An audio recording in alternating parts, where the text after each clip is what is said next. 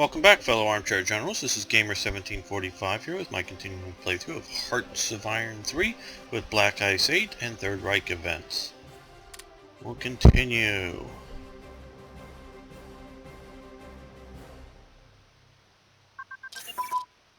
Okay, SA militia placed under the Wehrmacht. Now the Wehrmacht controls the SA there. Militias are no longer buildable. This is a Black Ice event. I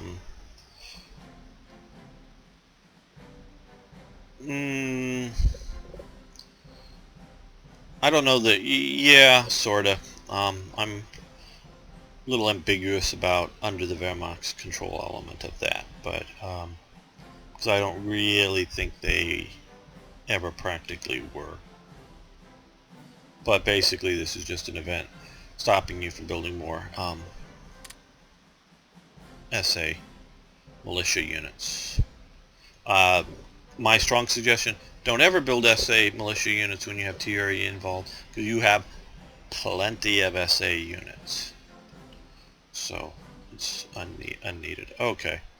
Yes, the SS Token Kampfstandard in Linz. And be here.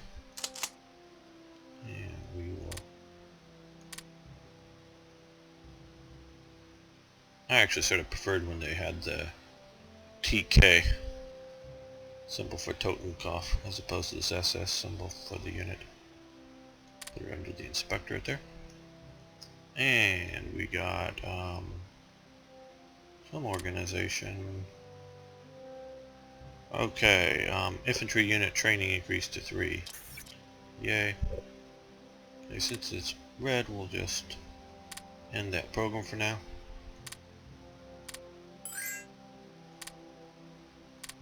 And we give them money for fuel. No, we don't want fuel.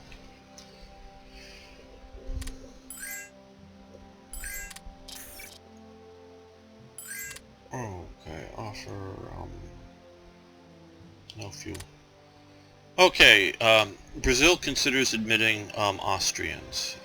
Another event from the Los Angeles Times that George sent me.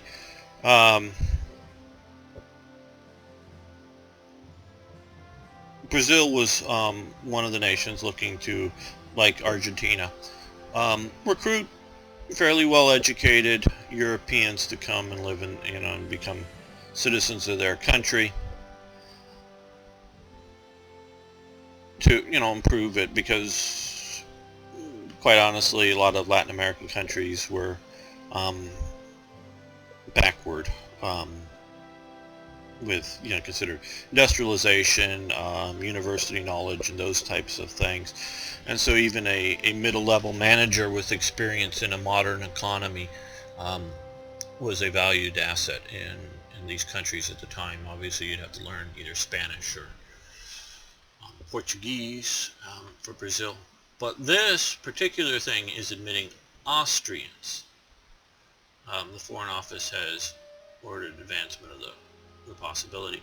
Not Germans. And remember, there's no longer, as from the German perspective, any more Austrians, meaning there's no longer anybody with passports theoretically saying Austria, but not all former Austrians agreed with it. So this is basically an event to attract anti-Nazi Austrians who are leaving their country because they don't want to stay as part of the new Greater Reich.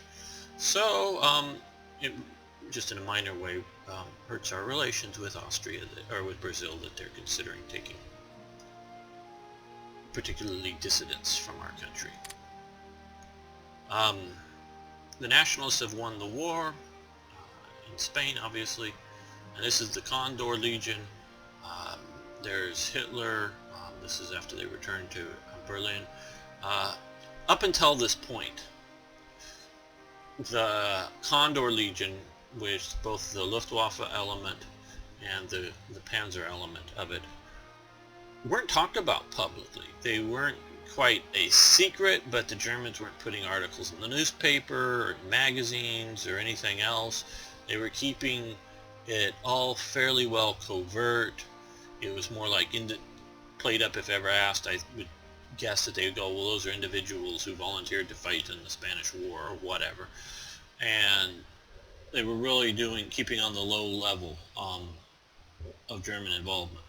Italy, on the other hand, was deploying army divisions into the combat in Spain, doing it very openly.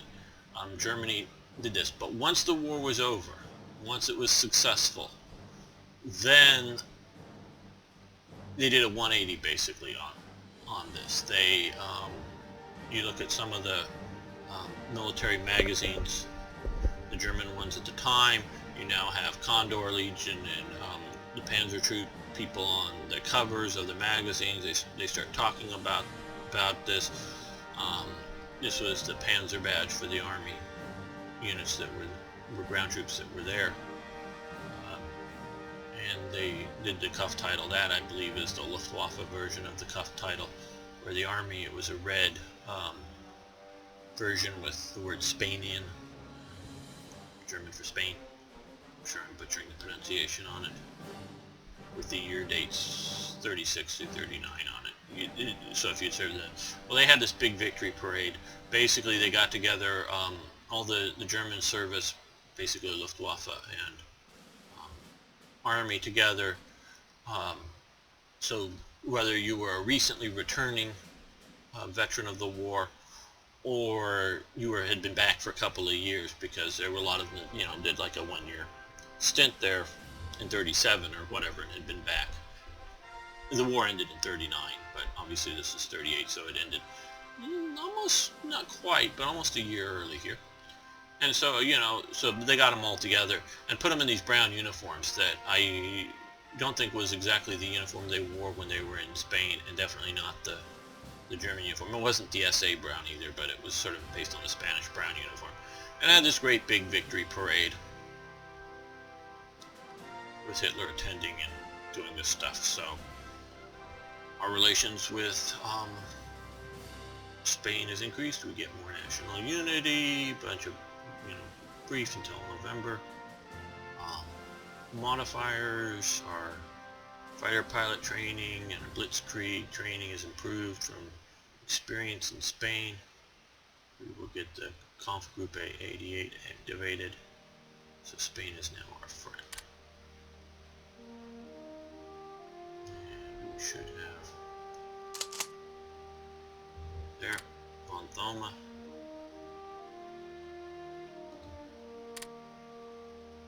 If you notice, he's not super von Thoma. What they've done is I think they send a different von Thoma down to fight in the war. Different character with the same thing, so you've got the more historical. It always bugged me, for some reason, the unit that they sent down there, the combination in that it wasn't giving them the Panzer leader trait.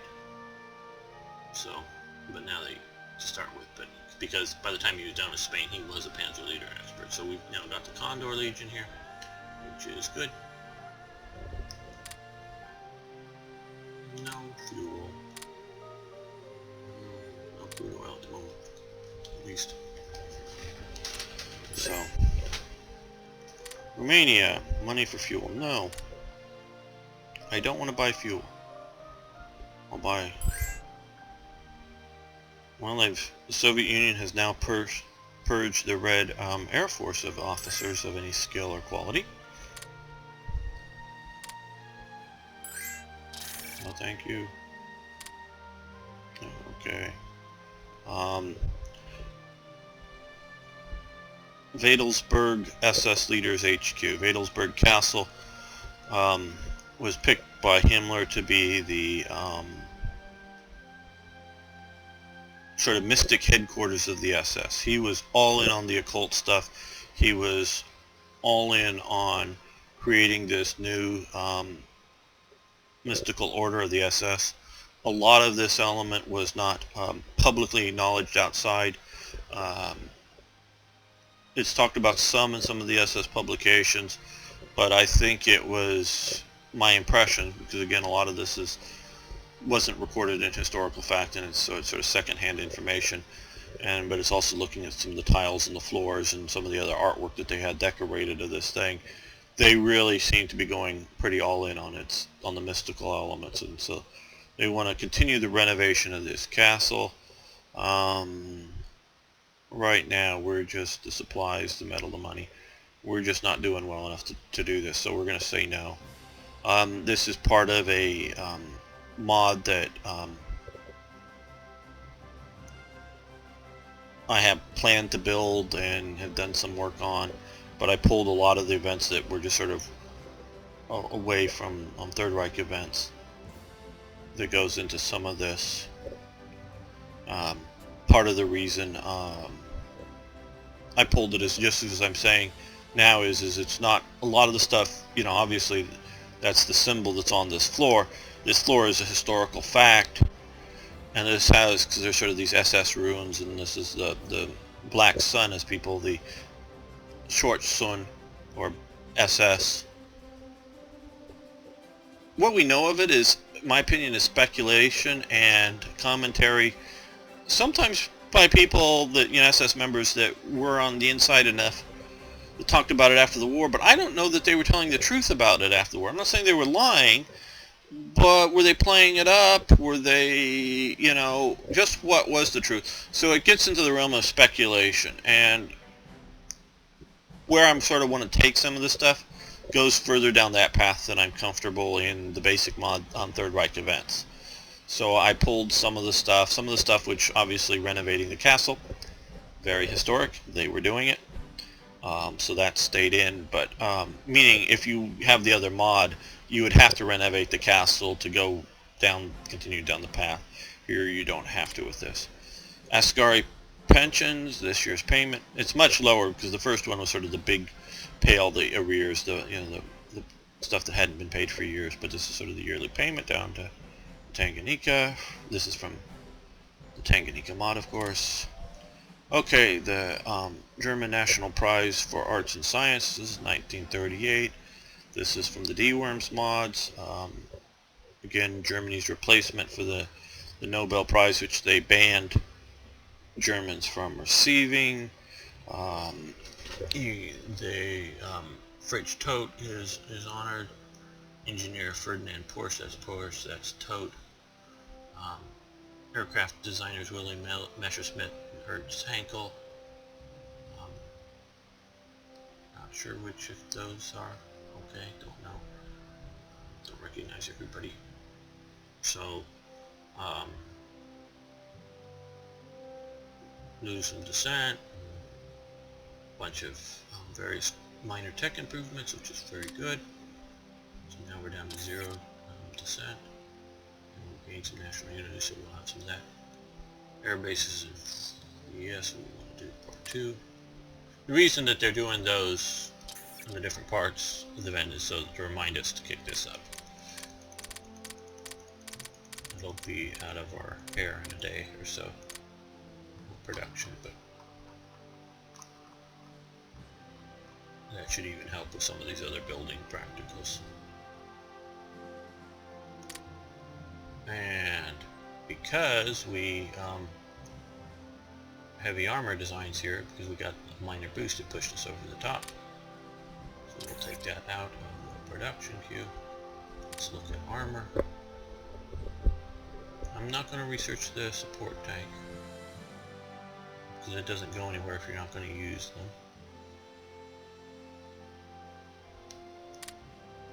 So there's nothing really I want to do right now in the armor techs.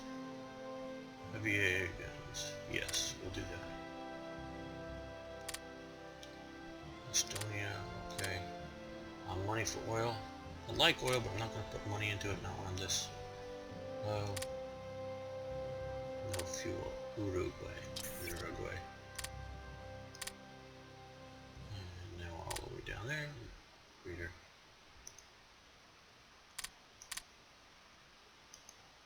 National unity. Boosts. At least a little while.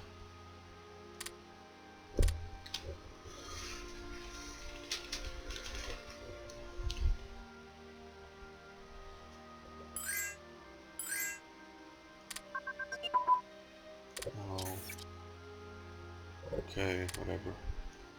Global land power. So now we've various increased tax, as well as I put out a bunch of some of the units that came, so we're now a global land power, which reduces, not saying it's wrong, I just don't get why it reduces IC efficiency in production. I understand why it would theoretically increase land organization, and that just to me represents, you know, organizational regain rate is improved. It's just more training, infrastructure development of the armed forces as it's larger than as if it were smaller.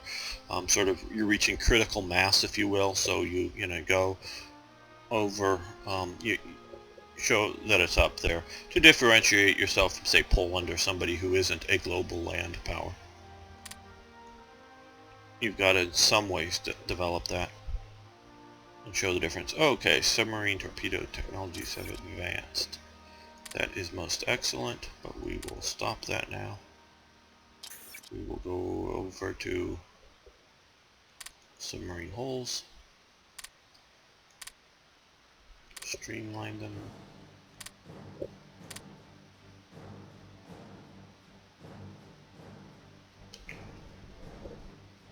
No. No, this one.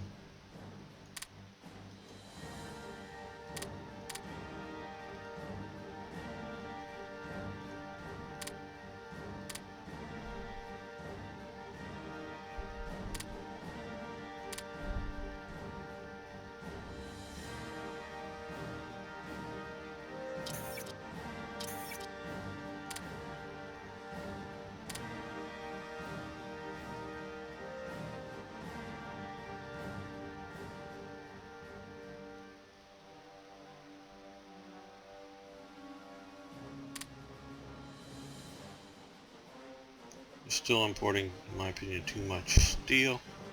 And we're not importing enough yet, though I don't want to really import any energy. Okay, recon unit coordination has advanced. So these are all up to 39 date. Let's increase armor unit training here.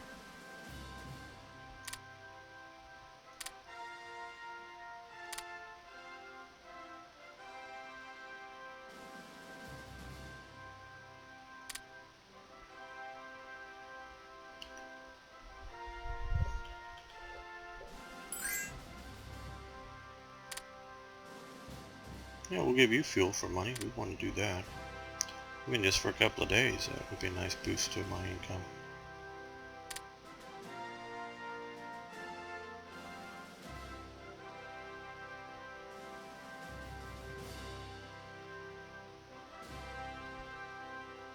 Now, let's see if we can buy more fuel from the Soviet Union.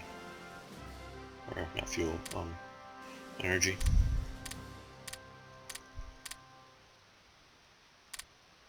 It is cheap. It's more of an issue of shouldn't be needed. Okay, tactical pilot training advancing. So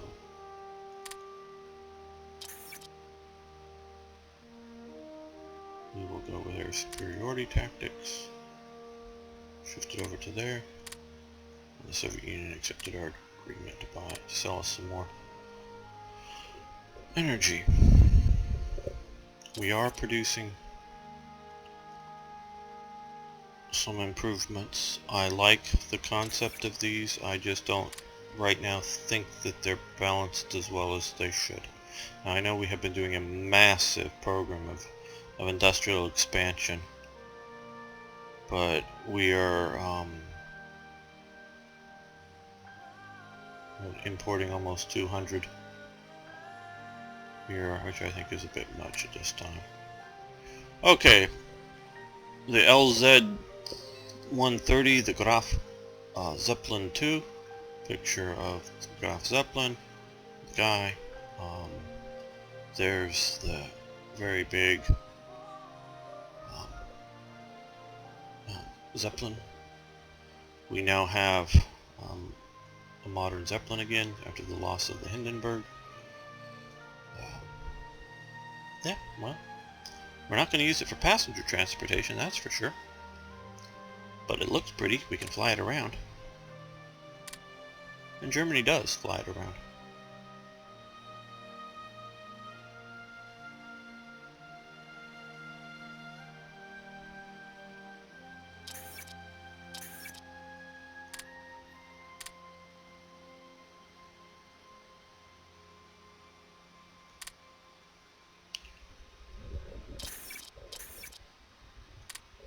Okay, the 10th Party Congress.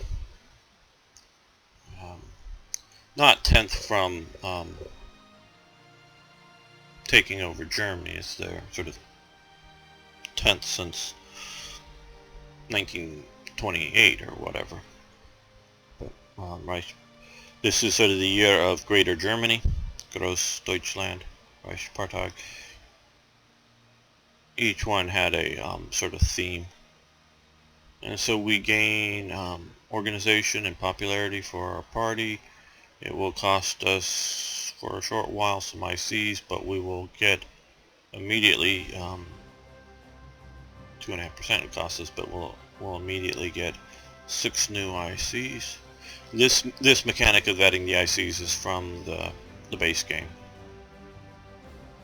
sort of to show Germany industrial expansion. Okay, 200. Yeah, we'll take this one. I want to take some of them. I'm just not going to take them all.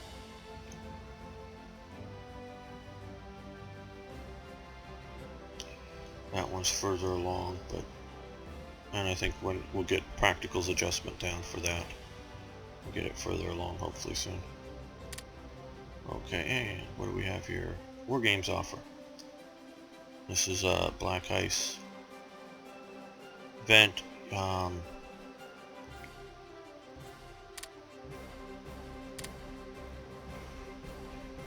So, war games include public exhibition of all 3 branches of the armed forces. For every branch we have to perform one great public spectacle. If all 3 of these are successful, we will get permanent boost to our organization.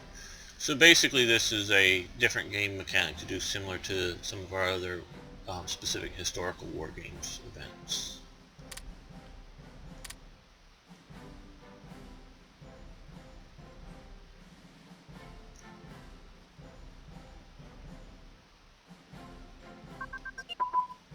Okay, well, most likely the party congress there.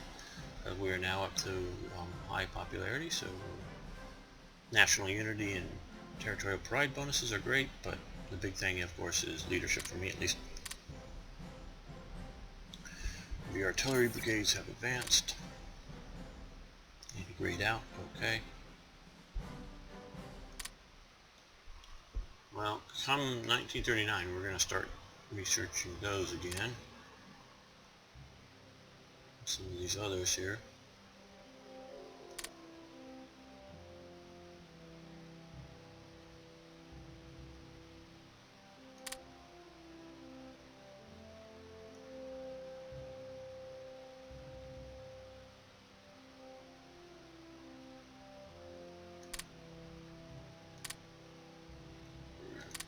Submarines.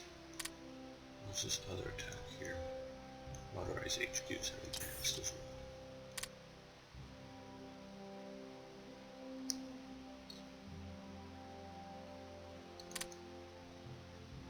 We're going to switch over to armored that. We still have an increase. Let's look at diplomacy. Well, we're doing really good on all the areas that I really expect to do well. You know, Cuba, okay. You know, Sweden, I'd love to get in the Axis, but I don't think we're going to. But we would like to get them a little closer. They are drifting towards us already, but just barely. Turkey, I don't think we're going to ever get there. And what's this one? Turkey there. I don't know. What So, but most of the, Romania, Spain, others, Lithuania, they're all down here. So I'm not going to do any political influencing. We're doing most of that by trading. So that's good. So I was just looking to see if we needed to do this over. Though I see right now we have 105 officers, so since we've done that, so let's go down to 52, or a little less. Yep. Increase our officers, because I would like to continue to build up more for in future. Anything over 100 is good, is fine, but we haven't yet really started to expand our armed forces yet in any huge or any significantly meaningful ways. Okay, let's look. Do we want to build some more fighters? There we go.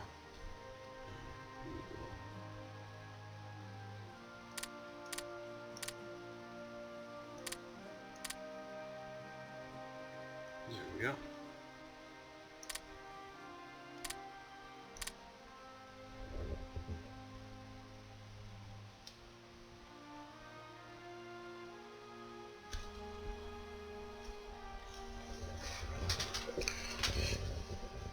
Okay, we have stolen some Japanese blueprints. Twin engine bomb bay to level 2. That is a good thing.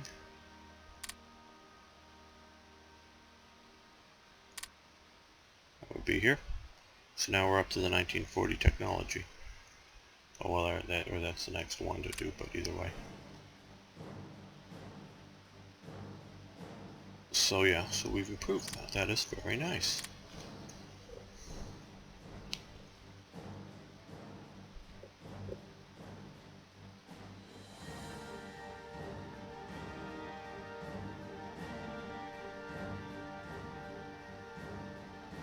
Okay, so we'll be down 15.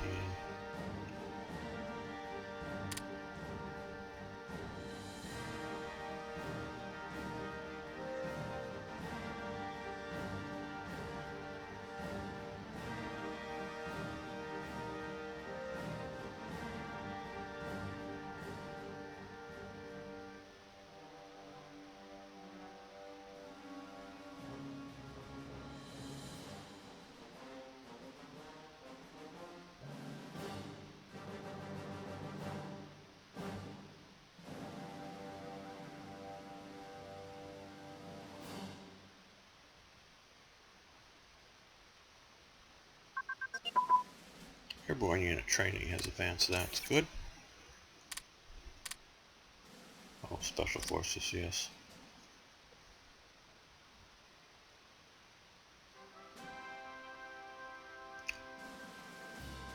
I'm going to let this go for the moment because I've had such close battles at times where they've won with just a few levels of organization. And so I think it matters much more, because if you lose it under the wrong conditions, then you lose the whole unit, and it doesn't have the ability to retreat out. So I want to have that. Okay, now let's see, Soviet Union. They got plenty of money, so we're going to see if we can sell them some supplies. How much of the deficit? Oh, okay, let's see if we can get... There we go. 10 for that. Good. And we're still producing considerably more than we need, so we're building up our bases. What does Japan want? Give them money for fuel? No, thank you. No.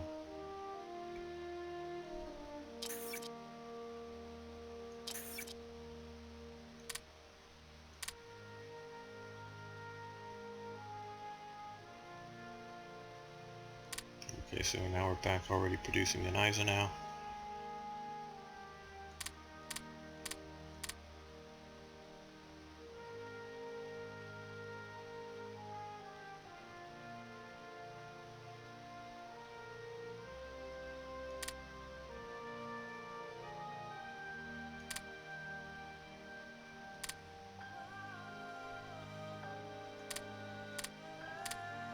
There we go.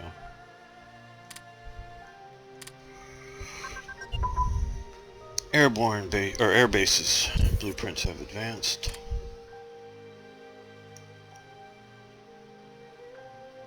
Okay, basically, guess we'll keep that running.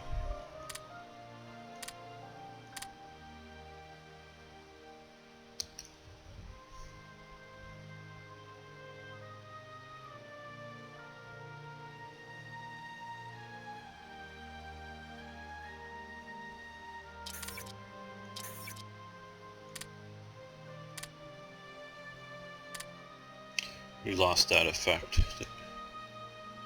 from the thing, so we're back up to that. But hey, the extra ICs for a short while were nice. Bunch more units to go on the map. So, might as well do a little bit of this here. I'm doing this with it stopped just because I don't want something popping up and me saying yes or no to something that I don't want to do. I just had that happen too often. What I'm doing with this group is, as you can see here, basic infantry division setup. The only thing that's really changed from the last version is the horse transport. I made it without anti-aircraft because, well, Germany did undervalue its, especially after the Battle of France, its anti-aircraft units, because it won the air war in both Poland and France so readily. But also it's just that we don't have the final slot here to do it, and we need the transport, and I just thought engineers were more universally useful, whether taking on fortifications or crossing rivers, as a combat tool. Now, let me rebase my transport flotilla, or my Baltic flotilla, there. So I'm getting that to reinforce East Prussia. Yeah. Many of you know my planned tactics for my coastal submarines and how useful I think they are, and showed them last time, but putting them in there.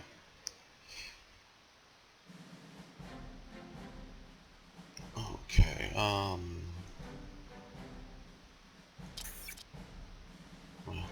by putting them out here now, they will eat supplies, but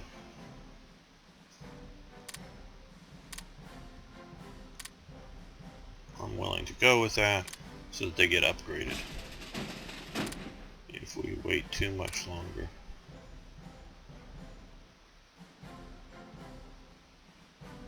No, not legions.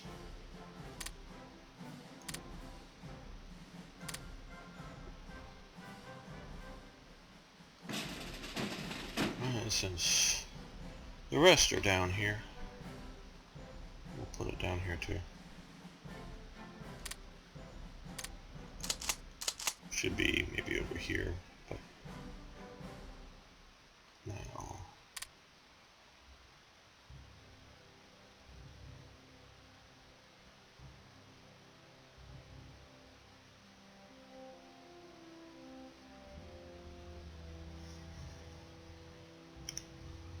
Looters would be fine, and we will attach them to the Mountain Corps, which we don't yet have a commander for.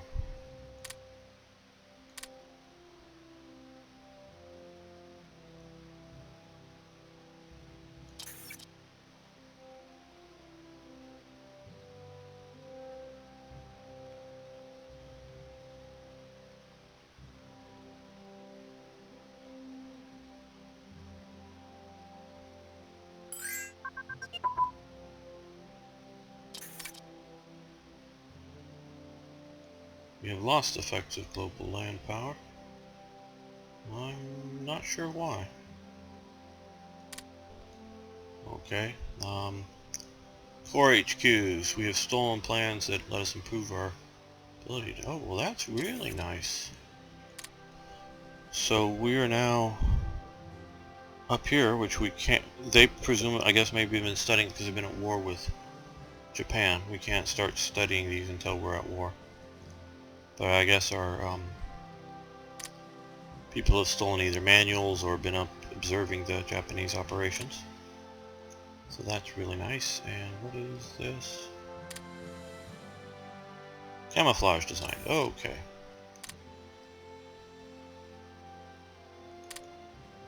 Like I said earlier, the Germans did have camouflage uniforms, though they didn't. At this time, German camouflage uniforms, if you will, consisted of two things. One was a poncho. I hope you Europeans know what a poncho is. I know us Southwest Americans know what they are.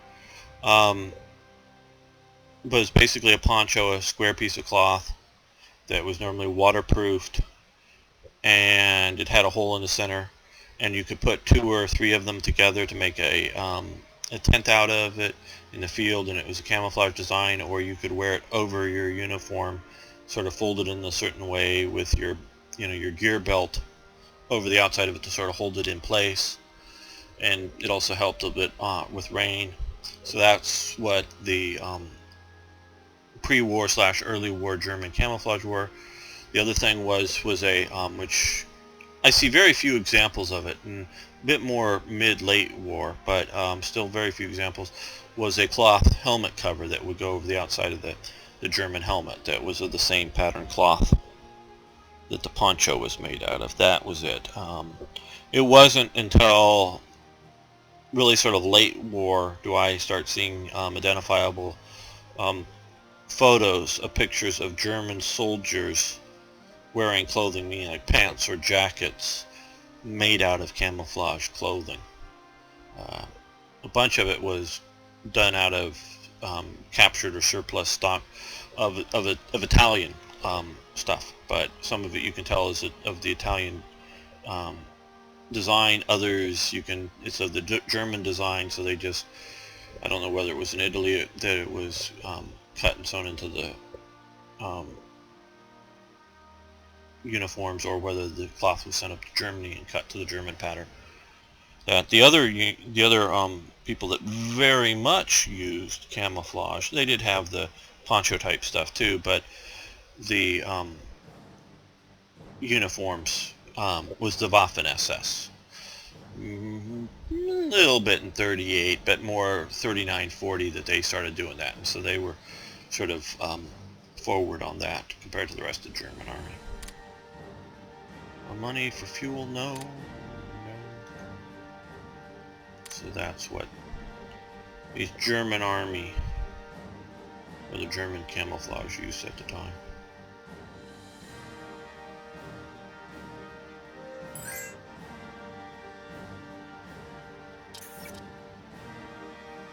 Okay, let's see.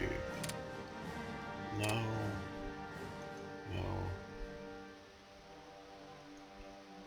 Okay.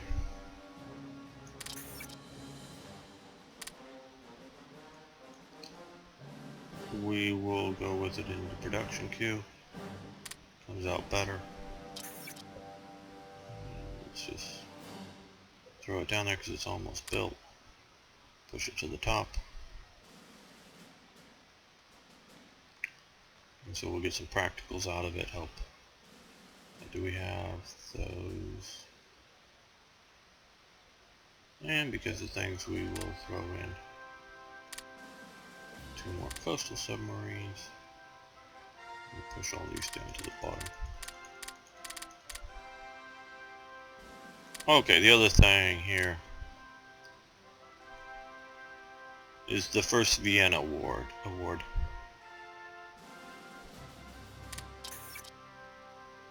So, the end of Czechoslovakia.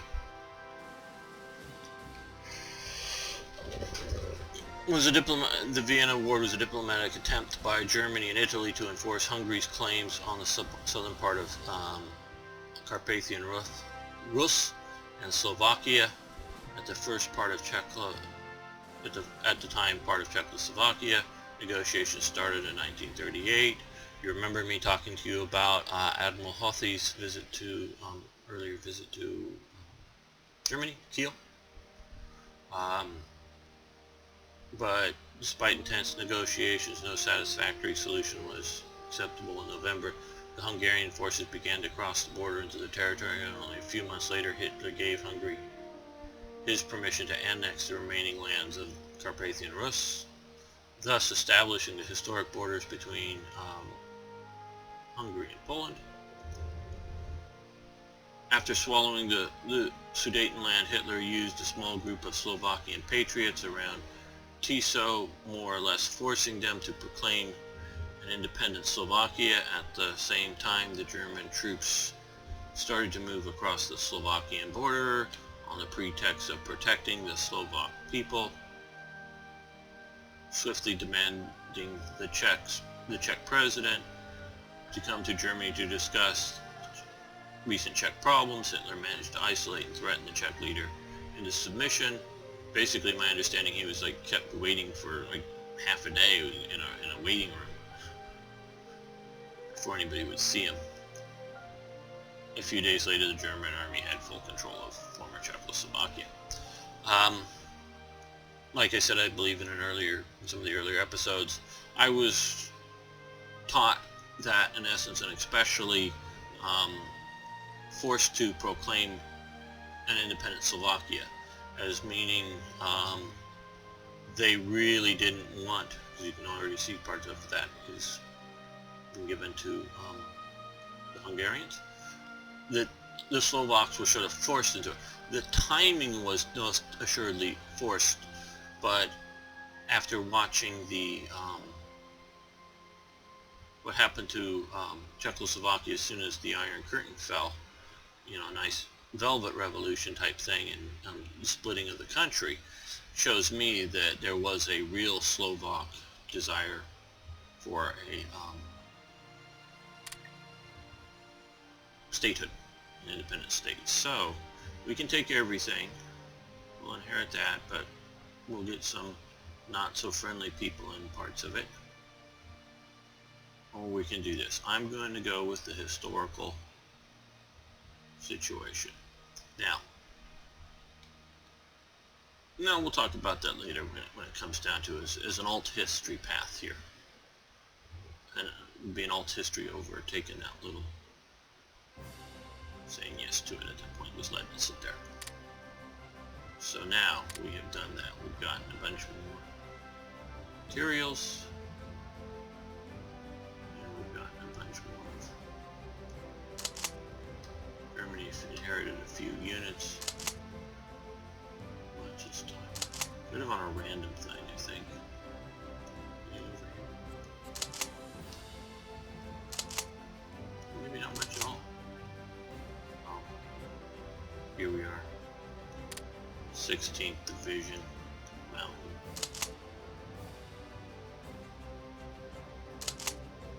And the 5th Division here. Regular infantry. So now we've United Germany. Okay. I guess we can talk about it here now.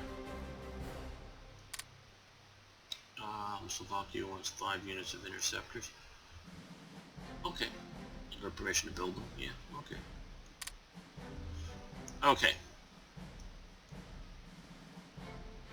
Here's where Hitler, in my opinion, made his first major international political mistake. He got to the opinion that the democracies in the West were never going to fight unless directly attacked. I don't think he ever thought that they wouldn't fight for their own national survival, but a combination of a disdain for democracy as well as a very real realization that all the nations were very tired and shocked after the First World War, and believing that France particularly, but also Britain, was just not in the mood to go to another major war. Sure, both of those countries will fight rebels in the deserts or in the Indian mountains or wherever. They'll do those kind of things, and tens of thousands of people in border wars somewhere, sure, but not major wars. He really thought that. Now, had he not taken this first Vienna Agreement, whether he pushed the Hungarians from not pushing their claims now, I think he would have been in a very strong and good enough position to do that. But whether he did that, or whether he allowed the Hungarian claims stand and not push any further, I think that would, from his viewpoint, would have been what he should have done. Just let Czechoslovakia sit there. Then shift focus heavily and fully to the Polish problem and start, and again, I'm not saying this is a good thing or I support it, but I'm just saying from Hitler's perspective, start having incidents, and not just in Danzig, which was sort of a free state that you can sort of grab any moment you want. Anybody thinks that Poland was going to go to war over purely Danzig is smoking something, in my opinion. There were Polish troops in Danzig. The post office was sort of the famous fight of them, but around 38 there might be more Polish troops than SS troops.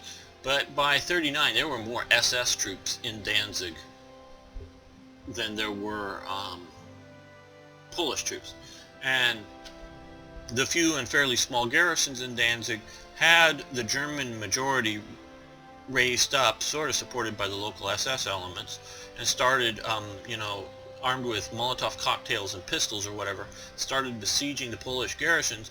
Polish garrisons could probably defend themselves, but they would either eventually run out of food and ammo to defend themselves, or capitulate and withdraw from Danzig.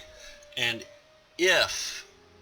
it make this out to be very much a local uprising of Danzig's German citizens, and if Poland had then moved troops into Danzig at that time as a relief column for the garrisons there. Now you notice there's ships there. There weren't basing Polish ships out there. That's why they built Gdynia Harbor up here for the Polish military uses. So there was, I think, most all the shipping going in and out of Poland was going through Danzig, commercial shipping, but the military was up here. Had they moved in as relief columns, that would have given perfect excuse for German army units to counter-move into Danzig alone. I don't think the Poles were going to start fighting over Danzig. If they did, then it looks like Polish aggression against the local uprising of Germans, and the German army only at the time of Polish quote-unquote overreaction and sending in the troops do you get your war with Poland. But I don't even think they would have done that. I think Poland would have just written Danzig off and say, sorry, we can't do anything about it. I think it was 70-80% of the Danzig citizens were German speaking, and most all of them wanted to be part of New Germany. So it would have just gone over to Germany. That's what I think would have happened. But Hitler didn't want specifically Danzig. Like I said, I just gave a scenario that they're smart enough. They would have thought of that. They would have known that. It would have happened and solved and been done. He didn't want that to happen. He wanted his war with Poland. So, like I say, if you want to try that scenario, you could end up taking Danzig, but they didn't want that to happen. They wanted that to be a festering wound, a festering cause of conflict. So, they didn't want to move there. What you needed to do is do what you did to some degree on the Sudetenland, what Putin is still doing in eastern Ukraine, is create incidents between the Poles and the local Germans, whether it's the Polish military, the Polish police, or just Polish citizens, and create the incidents. That means stage them, provoke them, whatever it is, and start creating these incidents. And you can create some in Danzig, you know, individual things. Have some German shot, supposedly by the Polish police or something like that, I don't know. Create a bunch of these things. Create your cause for war.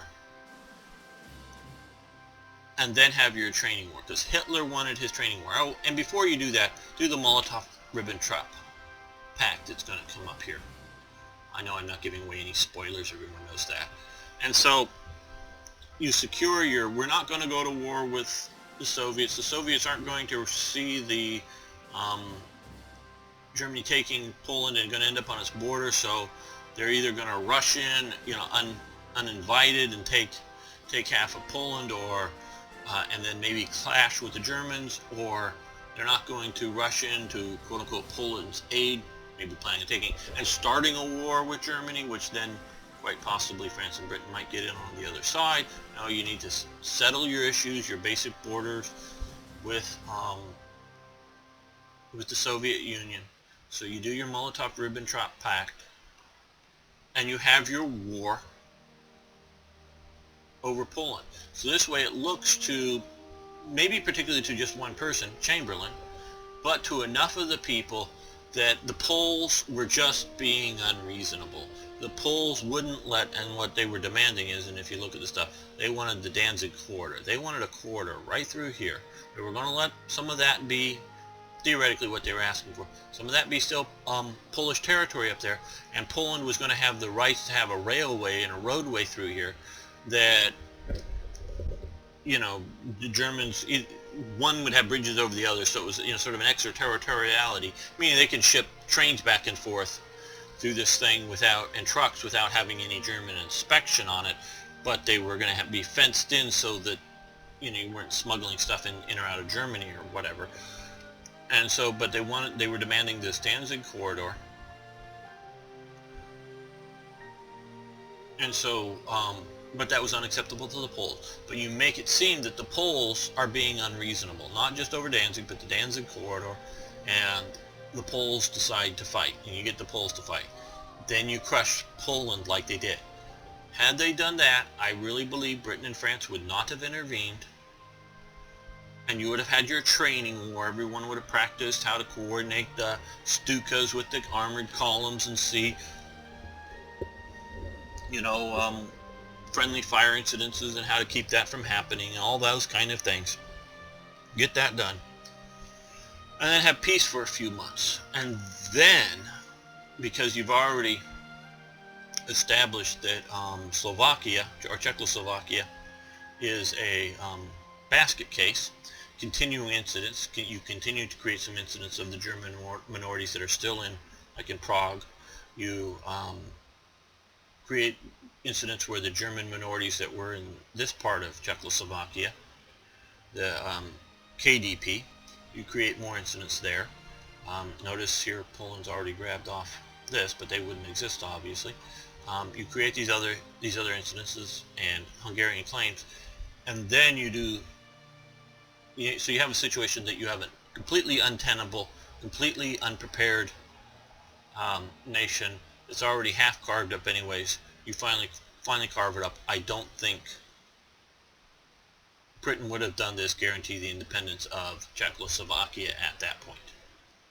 And so you get this solution with having all the Polish territories here, no war at this point. So you're 41 or 42, whenever it is, and you're ready. I've read sort of different things, and I'm not quite sure. And there's obviously speculation. Oh, it won't be till 41. Oh, it won't be till 42. It was, you know, when they were saying this was like in 1938, which is now, but that's, you know, 3 or 4 years down the road. Don't worry about that now. We're just building up to it. You don't have to be ready yet. Kind of things. And so, and done that, that's the situation. So he pushed too far, too fast, and you got Poland to, or you got Britain to guarantee the independence of Poland. And Hitler's problem was he didn't realize that the British were serious. It wasn't just an Obama, and yeah, this is my modern politics, coming out, drawing a red line and daring you not to cross in either belief that you're so powerful they won't dare to cross you, or it's just a bluff and we're going to hope, you know, as someone was saying about after one of recent Obama's statements over, and I know if you're watching this 5 years from now, this will seem very dated, but some of his statements of what he hopes that the Russians are moving into Syria and they're moving into a quagmire and they're going to collapse, and they should have learned their lesson in Afghanistan like we learned our lesson in Afghanistan, Vietnam, whatever before, and it's just another quagmire, and they're going to be they're going to learn that lesson, so we don't really care about them going into Syria. We're disappointed because it's going to mean a lot more people dead, but it's not a good move for them. They should know better. We'll see in the long run. That's all the policy of hope. It's hope, belief that Putin is going to lose here in Syria or go into some quagmire in Syria, and not a policy based in any sort of reality, in any sort of, well, what if they are successful? No, it's, well, they're not going to be, so we don't have to worry about it, as opposed to, well, they may not be, but what should we do about it in the meantime, kind of thing. So back to this, Hitler thought this guarantee was either a bluff or just the they meant it, but they meant it and thought that no one would ever challenge them on this because they're just too powerful. They got their grand fleet, which are similar things but not quite the same things. So this will end this episode, and so now Poland is part of the Allies here, and so in game mechanics we know it's going to happen unless somebody writes, and I haven't, but unless somebody writes a event that allows you, or a decision that allows you to declare war under conditions of Poland and pulls them out of the alliance. I don't know, but so it's done. And so the only action going on here is Japan's increasingly pushed into China. From that perspective, they're doing well. Getting near to isolating the, well, not really. You got a little bit of there, and Red China's got a little bit of that, so Red China is sort of the bulwark of northern Chinese defense. Okay, thanks very much. Again, thank you for liking the videos, and please post any comments.